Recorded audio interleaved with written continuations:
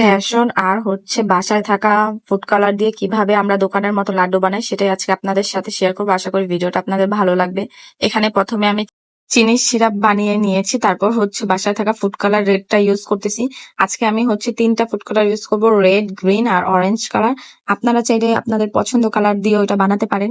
এখানে পরিমাণ মতো চিনির সিরাপে আমি 1 ফুটা ফুড কালার দিয়েছি। চিনি সিরাপটা পুড়ে যাতে না যায় মিডিয়াম আঁচে করতে হবে। আর বাসায় থাকা বেসন ফার্স্টে ভেজে নিয়েছি তেলে, তারপর ওটা ব্লেন্ডারে গুঁড়া করে এই যে আমি এখানে সিরাপের মধ্যে মিক্স করে নিচ্ছি। এটা বেশি হাই আঁচে করা যাবে না, মিডিয়াম আঁচে করতে হবে, কারণ পুড়ে যাওয়ার সম্ভাবনা থাকে। তারপর যখন বেসনটা সুন্দরভাবে সিরাপের সাথে মিক্স হয়ে যাবে, ভাজা ভাজা হালকা ভাজা ভাজা করে তারপর নামিয়ে নিব।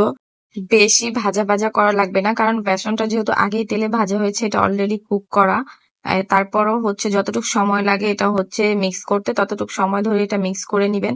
বাকি যে 2টা কালার বানাবো সেই 2টা কালার দিয়েও আমি চিনি সিরাপে মিক্স করে এখানে বানিয়ে নিয়েছি। তারপর হাতে যাতে অতিরিক্ত গরম না লাগে, একটু ঠান্ডা হয়ে আসলে আপনারা পরিমাণ মতো গোল গোল করে শেপ করে নিবেন সবগুলো লাড্ডু। আপনাদের বাসায় যে যে ফুড কালার গুলো অ্যাভেলেবেল আছে আপনারা চাইলে সেই কালার মিক্স করে আপনারা লাড্ডুটা বানাতে পারেন। এই লাড্ডুটা একদম দোকানে যে লাড্ডুটা বিক্রি করে বেসনের, সেই লাড্ডুটার মতোই মজা হয়। আমাদের বাসার সবাই অনেক পছন্দ করে লাড্ডুটা। এই লাড্ডুটা একবার বানিয়ে খাওয়ার পর আমি প্রায় 4-5 দিন অলরেডি বানিয়ে ফেলেছি, কারণ সবাই অনেক বেশি পছন্দ করে। বাসায় বানালে জিনিসটা হাইজিনিকও হয় আর খেতে অনেক সুস্বাদু হয়। নিজের মন মতো বানায় যদি দেখেন তাহলে অবশ্যই আমাকে জানাবেন, আমাদের ভিডিও নিচে কমেন্ট করবেন।